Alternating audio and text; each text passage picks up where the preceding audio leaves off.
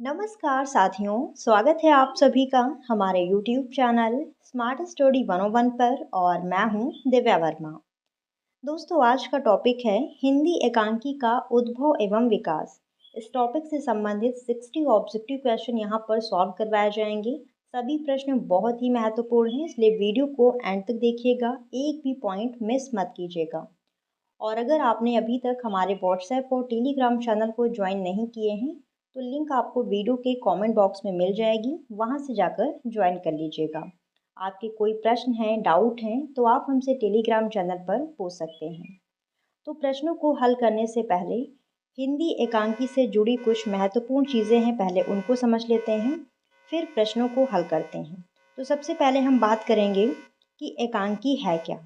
ठीक है, एकांकी क्या है, इसका शाब्दिक अर्थ क्या होता है। तो देखिए यहाँ पर एकांकी भी नाटक का ही एक रूप है।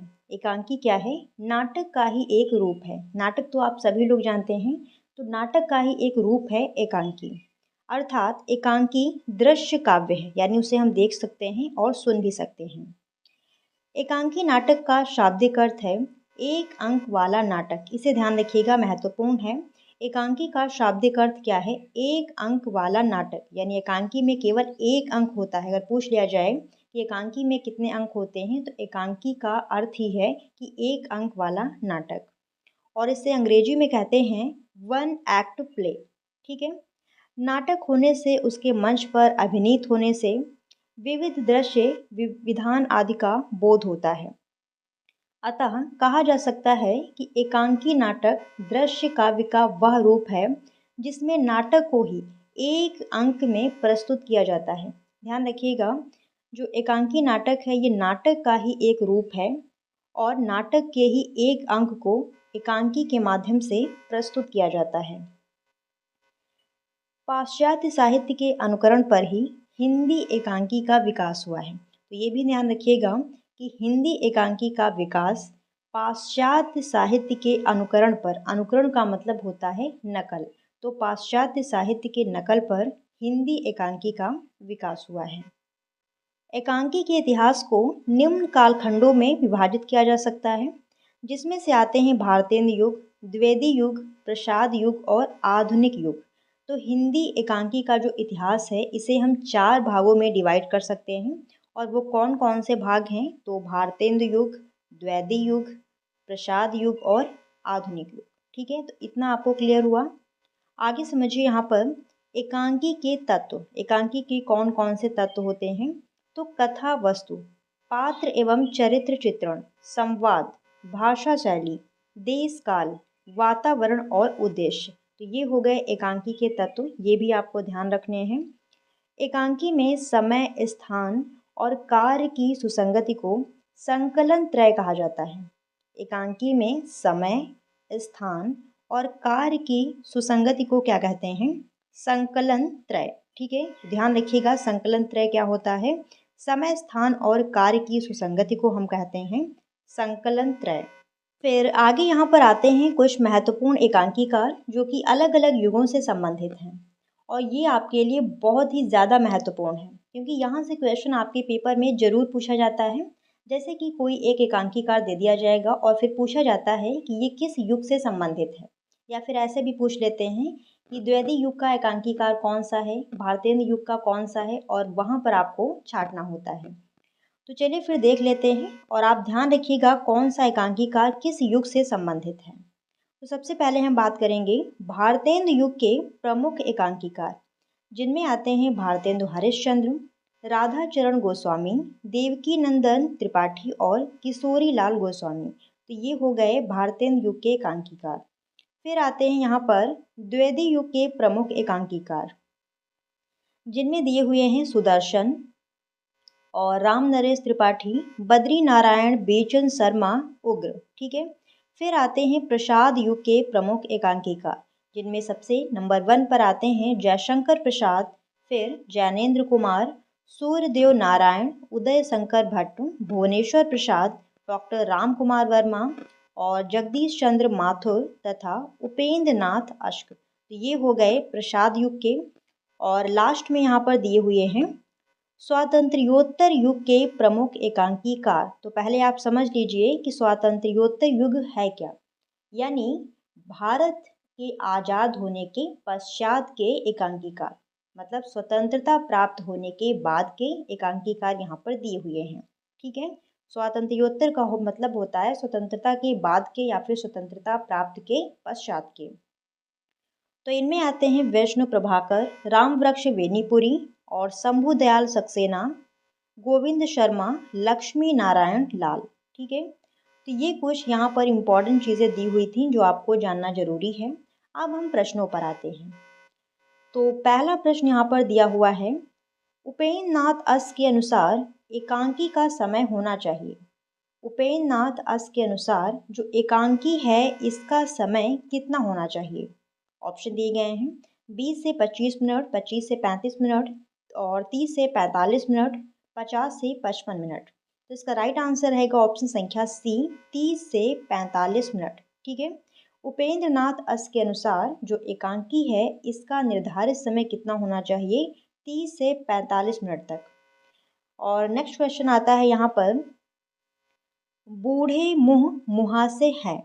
बूढ़े मुँह मुहासे ये क्या है। ऑप्शन है राष्ट्रीय ऐतिहासिक एकांकी, हास्य प्रधान एकांकी, धार्मिक पौराणिक एकांकी, सामाजिक यथार्थवादी एकांकी। तो इसका राइट आंसर रहेगा ऑप्शन संख्या डी, सामाजिक यथार्थवादी एकांकी। बूढ़े मुहासे ये क्या है, सामाजिक यथार्थवादी एकांकी है। और नेक्स्ट क्वेश्चन फिर आता है यहाँ पर, इब्सन के नाटक का अनुवाद है। इब्सन के नाटक का अनुवाद इनमें से कौन सा है। ऑप्शन दिए गए हैं चांदी की डिबिया, न्याय, हड़ताल और हवाई डॉक्टर। तो इसका राइट आंसर रहेगा ऑप्शन संख्या ए, चांदी की डिबिया। ठीक है, इब्सन के नाटक का अनुवाद कौन सा है, चांदी की डिबिया। अगला प्रश्न आता है यहाँ पर, मॉलियर के नाटकों के अनुवादक हैं, यानी मॉलियर के नाटकों को किसने अनुवाद किया। ठीक है, किसने नाटकों का अनुवाद किया है।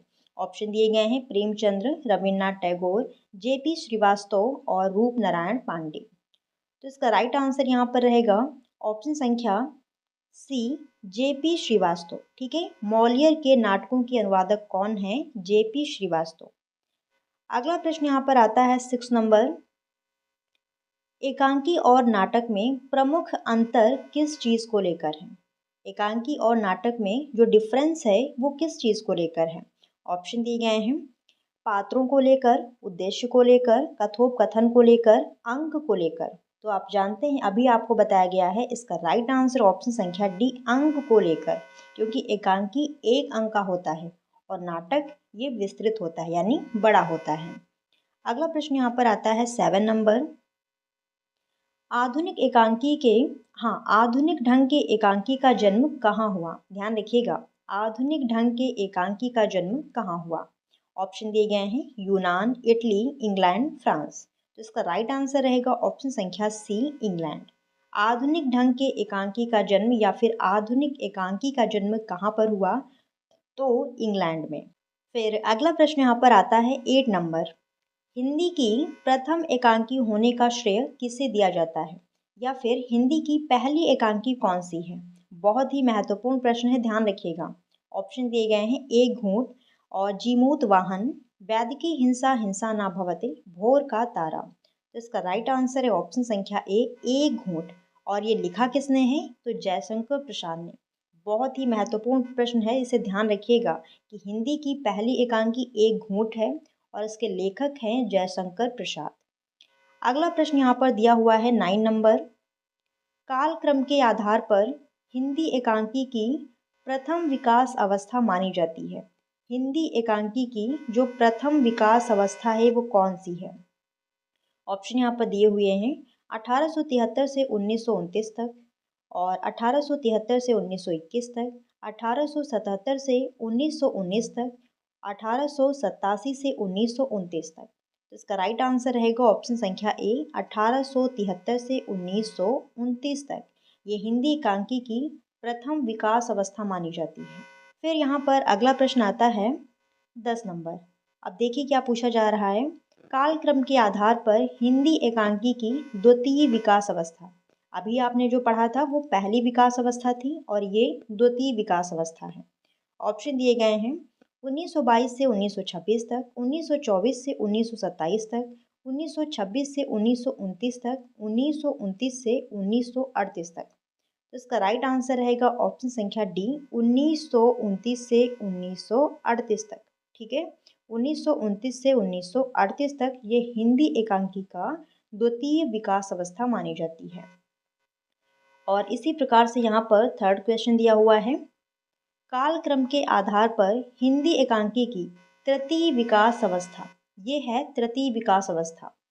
तो ऑप्शन यहाँ पर दिए हुए हैं 1929 से अब तक, 1939 से अब तक, 1919 से अब तक, 1949 से अब तक।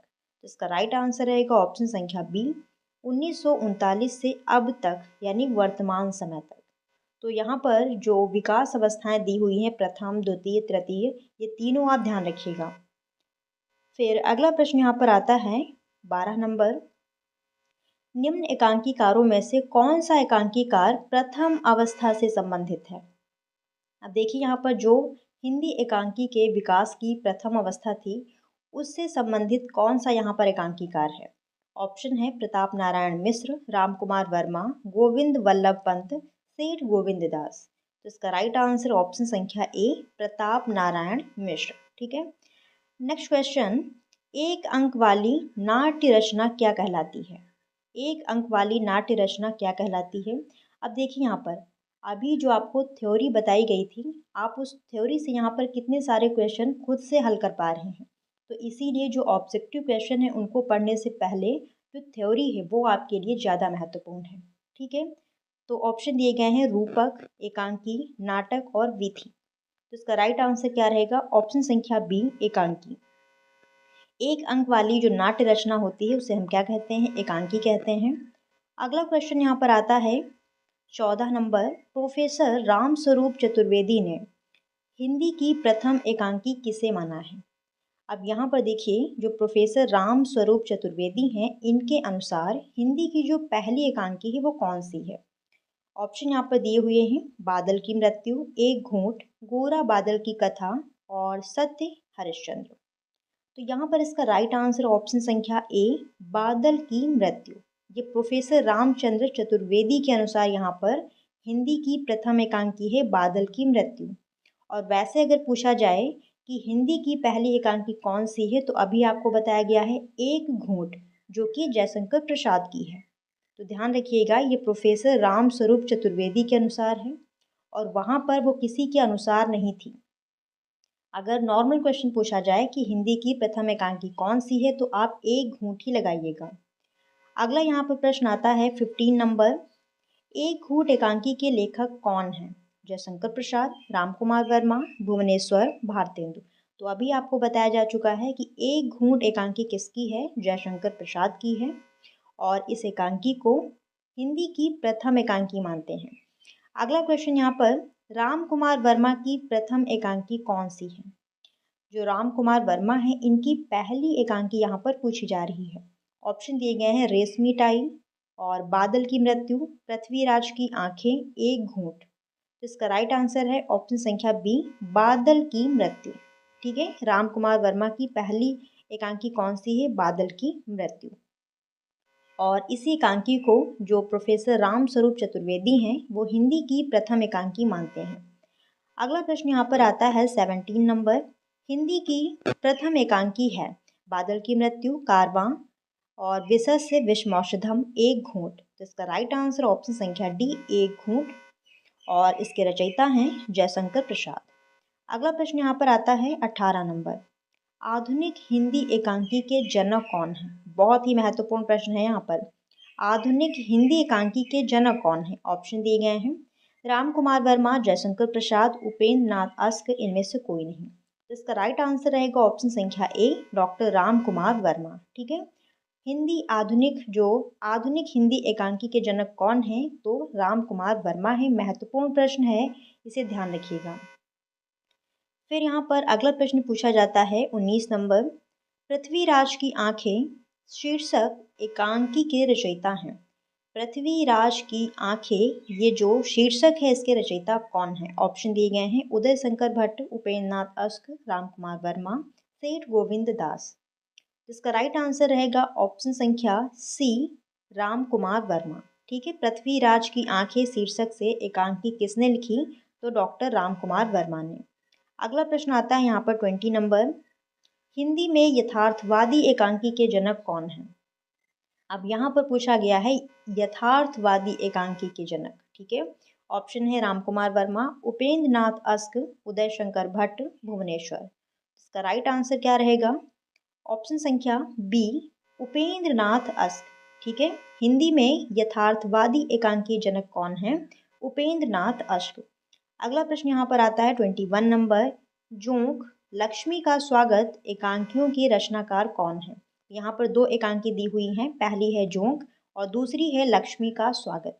ऑप्शन यहाँ पर उपेंद्र नाथ अश्क, उदय शंकर भट्ट, राम कुमार वर्मा और सुदर्शन। तो इसका राइट आंसर क्या रहेगा? ऑप्शन संख्या ए, उपेंद्र नाथ अश्क। इन दोनों एकांकियों के लेखक कौन है? उपेंद्र नाथ अश्क। अगला क्वेश्चन यहाँ पर दिया हुआ है 22 नंबर, उपेंद्र नाथ अश्क रचित जोंक किस प्रकार की एकांकी है? उपेंद्र नाथ के द्वारा रचित जो जोंक एकांकी है, ये किस प्रकार की एकांकी है? ऑप्शन है प्रहसन, राजनीति काव्य, सामाजिक काव्य और आपका ये दोनों विकल्प एक ही यहाँ पर दिए हुए हैं। तो इसका राइट आंसर क्या रहेगा? ऑप्शन संख्या सी, सामाजिक व्यंग्य। ठीक है, जोंक किस प्रकार की एकांकी है? तो सामाजिक व्यंग्य है। अगला प्रश्न यहाँ पर आता है 23 नंबर, एक तोले अफीम की कीमत एकांकी के लेखक कौन है? एक तोले अफीम की कीमत एकांकी के लेखक कौन है? ऑप्शन यहाँ पर विष्णु प्रभाकर, कामता नाथ, राम कुमार वर्मा, इब्राहिम अलकाजी। तो इसका राइट आंसर रहेगा ऑप्शन संख्या सी, राम कुमार वर्मा। एक तोले अफीम की कीमत ये किसकी एकांकी है? राम कुमार वर्मा की है। अगला प्रश्न यहाँ पर राम कुमार वर्मा का प्रथम एकांकी संग्रह है। राम कुमार वर्मा का पहला एकांकी संग्रह पूछा जा रहा है। ऑप्शन है पृथ्वीराज की आंखें, अभिनव एकांकी, 10 मिनट और 5 जन्य। तो इसका राइट आंसर रहेगा ऑप्शन संख्या ए, पृथ्वीराज की आंखें। राम कुमार वर्मा का प्रथम एकांकी संग्रह है पृथ्वीराज की आंखें। इंपॉर्टेंट है, ध्यान रखिएगा। अगला प्रश्न, राम कुमार वर्मा के एकांकियों का मूल स्वर है। राम कुमार वर्मा की जो एकांकियां हैं उनका मूल स्वर क्या है? ऑप्शन है यथार्थवादी, आदर्शवादी, अस्तित्ववादी, साम्यवादी। तो इसका राइट आंसर ऑप्शन संख्या बी, आदर्शवादी। अगला प्रश्न यहाँ पर आता है 36 नंबर, टकराहट एकांकी किसकी है? ऑप्शन है जैनेन्द्र, राम कुमार वर्मा, विष्णु प्रभाकर, अश्क। तो इसका राइट आंसर ऑप्शन संख्या ए, जैनेन्द्र। टकराहट एकांकी किसकी है? जैनेन्द्र की है। अगला प्रश्न 27 नंबर, हिंदी एकांकी का इतिहास गत 10 वर्षों में सिमटा हुआ था। यहाँ पर देखिए एक स्टेटमेंट दिया हुआ है कि हिंदी एकांकी का इतिहास गत 10 वर्षों में सिमटा हुआ है। कथन किस आलोचक का है?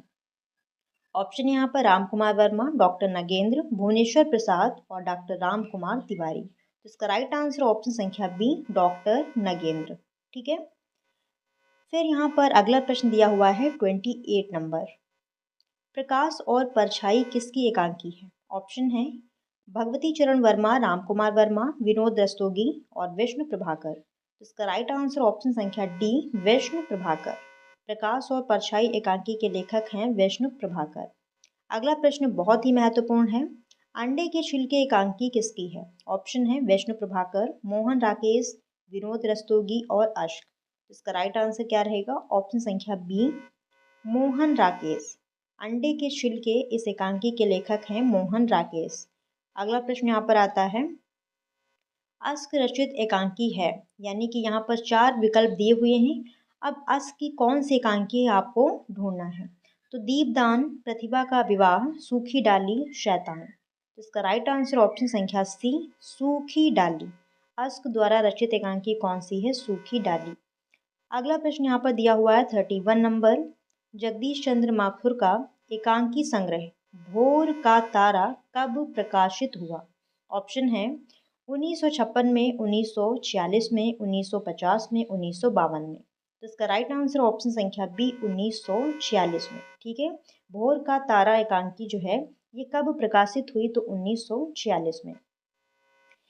नेक्स्ट क्वेश्चन यहाँ पर आता है 32 नंबर, पर्दा उठाओ पर्दा गिराओ किसका एकांकी संग्रह है? अथवा पर्दा उठाओ पर्दा गिराओ किसका नाटक है? ऑप्शन है रामकुमार वर्मा, बद्रीनाथ भट्ट, विनोद रस्तोगी, उपेंद्र नाथ अश्क। इसका राइट आंसर ऑप्शन संख्या डी, उपेंद्र नाथ अश्क। पर्दा उठाओ पर्दा गिराओ ये एकांकी संग्रह किसका है? उपेंद्र नाथ अश्क का। अगला प्रश्न यहाँ पर आता है, सीमा रेखा 10 बजे रात एकांकी के लेखक कौन है? गिरिराज किशोर, विष्णु प्रभाकर, मणिमधुकर, रामकुमार वर्मा। तो इसका राइट आंसर ऑप्शन संख्या बी, विष्णु प्रभाकर। ये दोनों एकांकी किसकी हैं? विष्णु प्रभाकर की हैं। अब यहाँ पर जो 4th नंबर प्रश्न है ये आपका 4 प्रश्नों के बराबर है, ठीक है, यानी यहाँ पर आपको मिलान करना है। एकांकी एवं एकांकीकार का उचित मिलान कीजिए। और यहाँ पर एकांकी दी हुई हैं, तो कौमुदी महोत्सव ये किसके एकांकी है?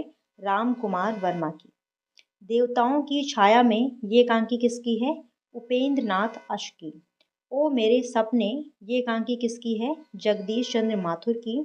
और इंसान एकांकी है विष्णु प्रभाकर की, ठीक है। तो इसे आप चाहें तो नोट कर लीजिए या फिर इसका आप स्क्रीनशॉट भी ले सकते हैं। फिर यहाँ पर अगला प्रश्न आता है 35 नंबर, असंगत युग्म का चयन कीजिए। असंगत यानी कि यहाँ पर जो गलत दिया हुआ है उसका चयन करना है। तो मयूर पंख डॉक्टर राम कुमार वर्मा ये सही है। जो मयूर पंख है ये डॉक्टर राम कुमार वर्मा की ही एकांकी है। अगला यहाँ पर दिया हुआ है अंडे के छिलके, ये अभी आप पढ़ के आए हैं, ये मोहन राकेश का है। नेक्स्ट यहाँ पर दिया हुआ है आदिम युग, ये उदय शंकर भट्ट का है। लेकिन यहाँ पर जो मिट्टी का शेर है ये सुदर्शन का नहीं है, ठीक है। ये किसका है? ये आपका है गंगा प्रसाद श्रीवास्तव का है। तो यही आपका सही है, क्योंकि गलत आपको छांटना था और ये गलत है, तो यही सही है। फिर यहाँ पर अगला प्रश्न आता है 36 नंबर, प्रतिभा का विवाह एकांकी के लेखक हैं धर्मवीर भारती, भुवनेश्वर, सुदर्शन, मार्कंडेय। तो इसका राइट आंसर ऑप्शन संख्या बी, भुवनेश्वर। प्रतिभा का विवाह ये भुवनेश्वर की एकांकी है। अगला यहाँ पर दिया हुआ है कौन सी एकांकी विनोद रस्तोगी की है? रेशमी टाई, मिट्टी का शेर और बहू की विदा, दीबू। तो इसका राइट आंसर क्या रहेगा? ऑप्शन संख्या सी, बहू की विदा, ठीक है। अगला प्रश्न यहाँ पर आता है 38 नंबर, बीमारी का इलाज एकांकी किसकी है? ऑप्शन है रामकुमार वर्मा, उदय शंकर भट्ट, उपेंद्र नाथ अश्क, मोहन राकेश। इसका राइट आंसर रहेगा ऑप्शन संख्या बी, उदय शंकर भट्ट। बीमारी का इलाज, बीमार का इलाज ये एकांकी है उदय शंकर भट्ट की। अगला प्रश्न, औरंगजेब की आखिरी रात एकांकी किसकी है? रामकुमार वर्मा, जगदीश चंद्र माथुर, सुदर्शन और जीपी श्रीवास्तव। तो इसका राइट आंसर रहेगा ऑप्शन संख्या ए, राम कुमार वर्मा। औरंगजेब की आखिरी रात ये राम कुमार वर्मा की एकांकी है। अगला प्रश्न यहाँ पर 40 नंबर, राजपूत की हार एकांकी के लेखक कौन हैं? ऑप्शन दिए गए हैं जैनेन्द्र, सुदर्शन, विष्णु प्रभाकर, भगवती चरण वर्मा। तो इसका राइट आंसर ऑप्शन संख्या बी, सुदर्शन, ठीक है। नेक्स्ट क्वेश्चन 41 नंबर, भगवती चरण वर्मा का एकांकी है सबसे बड़ा आदमी, चतुष्पद, पंचभूत, स्वर्ग की झलक। तो इसका राइट आंसर रहेगा ऑप्शन संख्या ए, सबसे बड़ा आदमी, ठीक है। सबसे बड़ा आदमी ये एकांकी किसकी है? भगवती चरण वर्मा की। अगला प्रश्न यहाँ पर आता है 42 नंबर, काम सौंदर्य चेतना को लेकर लिखने वाले एकांकीकार हैं। ध्यान रखिएगा, काम और सौंदर्य चेतना को लेकर लिखने वाले एकांकीकार कौन हैं? भुवनेश्वर, धर्मवीर भारती, अश्क और माथुर। तो इसका राइट आंसर ऑप्शन संख्या ए, भुवनेश्वर, ठीक है। नेक्स्ट क्वेश्चन, मिट्टी का शेर एकांकी किसका है? जैनेन्द्र, भुवनेश्वर और जीपी श्रीवास्तव, सुदर्शन। तो इसका जो आंसर अभी आपको ऊपर बताया गया है, मिट्टी का शेर, इसके लेखक हैं जेपी श्रीवास्तव, ठीक है। जेपी श्रीवास्तव, जिनका पूरा नाम है गंगा प्रसाद श्रीवास्तव। तो पूरा नाम भी ध्यान रखिएगा। फिर अगला प्रश्न यहाँ पर दिया हुआ है 44 नंबर, निम्नलिखित रचना एवं रचनाकारों का संगत क्रम दिए गए कोड से चुनिए। तो यहाँ पर देखिए 2 विकल्प इधर दिए हुए हैं, 2 आगे दिए हुए हैं। तो एक सेकेंड, इनको एक पास पहले करते हैं। फिर इनका मिलान करते हैं। तो सबसे पहले दिया हुआ है अंडे के छिलके, ये अभी आपको बताया गया था, ये किसकी है, मोहन राकेश की है। नेक्स्ट यहाँ पर है उमर कैद, ये है गिरिराज कुमार माथुर की। और पत्थर और परछाई, ये है मार्कंडेय की। और बची कौन, संगमरमर पर एक रात, ये हो गई धर्मवीर भारती की। तो इसको आप नोट कर लीजिए अच्छे से अपने पास और याद कर लीजिएगा। फिर यहाँ पर अगला प्रश्न आता है, भुवनेश्वर प्रसाद का एकांकी संग्रह कारवां कब प्रकाशित हुआ।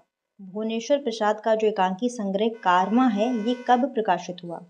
ऑप्शन दिए गए हैं 1939 में, 1940 में, 1930 में, 1936 में। तो इसका राइट आंसर रहेगा ऑप्शन संख्या डी, 1936 में। और कहीं कहीं पर 1935 भी दिया होता है। फिर अगला प्रश्न यहाँ पर आता है, स्त्री का हृदय एकांकी है। ऑप्शन दिए गए हैं बद्रीनाथ भट्ट, उदय शंकर भट्ट, रामकुमार शर्मा, सुदर्शन। तो इसका राइट आंसर रहेगा ऑप्शन संख्या बी, उदय शंकर भट्ट। ठीक है, स्त्री का हृदय एकांकी किसकी है, उदय शंकर भट्ट की है। अगला प्रश्न यहाँ पर दिया हुआ है, पर्दे के पीछे, नए मेहमान और गिरती दीवारें एकांकी किसकी हैं। अब यहाँ पर 3 एकांकी दी हुई हैं, तीनों किसकी हैं पूछा गया है। ऑप्शन है अश्क, धर्म प्रकाश और उदय शंकर भट्ट, विपिन कुमार। इसका राइट आंसर रहेगा ऑप्शन संख्या सी, उदय शंकर भट्ट। और यहाँ पर ध्यान रखिएगा, जो गिरती दीवारें हैं, ठीक है, जो गिरती दीवारें हैं, ये उपन्यास है अश्क का। ठीक है, गिरती दीवारें एकांकी अगर पूछी जाए तो उदय शंकर भट्ट की है, और अगर ये उपन्यास पूछ लिया जाए तो ये अश्क का है। ठीक है, फिर यहाँ पर अगला प्रश्न आता है, ताजमहल के आंसू एकांकी किसकी है। ऑप्शन दिए गए हैं लक्ष्मी नारायण लाल, विष्णु प्रभाकर, भुवनेश्वर, धर्मवीर भारती। तो इसका राइट आंसर रहेगा ऑप्शन संख्या ए, लक्ष्मी नारायण लाल। ताजमहल के आंसू ये एकांकी है लक्ष्मी नारायण लाल की। अगला प्रश्न यहाँ पर दिया हुआ है, तांबे के कीड़े और स्ट्राइक एकांकियों के लेखक कौन है। ये तो आपके सिलेबस में भी है। ऑप्शन है ज्ञानेंद्र, भगवती चरण वर्मा, रमेश बख्शी, भुवनेश्वर। तो इसका राइट आंसर ऑप्शन संख्या बी, भुवनेश्वर। ठीक है, तो भुवनेश्वर से संबंधित जो भी प्रश्न है वो आप अच्छे से पढ़िएगा। मतलब जो भी आपके सिलेबस में एकांकीकार दिए हुए हैं, नाटककार दिए हुए हैं, उनसे संबंधित जो भी प्रश्न है वो बहुत अच्छे से पढ़ लीजिएगा। फिर अगला प्रश्न यहाँ पर आता है, असंगत युग्म छाटिए, यानी जो गलत युग्म है उसे आप अलग करेंगे। तो यहाँ पर दिया हुआ है ईद और होली सेठ गोविंद दास, ये तो सही है। और अगला यहाँ पर है पर्दा उठाओ पर्दा गिराओ उपेंद्र नाथ अश्क का, ये भी सही है। फिर कश्मीर का कांटा वृंदावन लाल वर्मा, ये भी सही है। बचा कौन, दीबू सुदर्शन, ये गलत है। दीबू किसका है, धर्म प्रकाश आनंद का। ठीक है, तो यही आपका गलत है और गलत को छांटना था, तो यही आपका सही हो जाएगा, बी नंबर विकल्प। ठीक है, फिर यहाँ पर अगला प्रश्न आता है उसी प्रकार का, असंगत युग्म का चयन कीजिए, यानी जो गलत युग्म है वो आपको अलग करना है। पहला है विष्णु प्रभाकर, क्या वह दोषी था, ये तो सही है। अगला यहाँ पर है उपेंद्र नाथ अश्क साहब को जुकाम है, ये भी सही है। और नेक्स्ट यहाँ पर आता है सी नंबर, जगदीश चंद्र माथुर कलिंग विजय, ये भी सही है। और उपेंद्र नाथ अश्क सबसे बड़ा आदमी, ये गलत है। सबसे बड़ा आदमी ये किसकी रचना है, भगवती चरण वर्मा की। तो यही गलत है और आपको गलत ही छांटना था, तो राइट आंसर हो गया डी।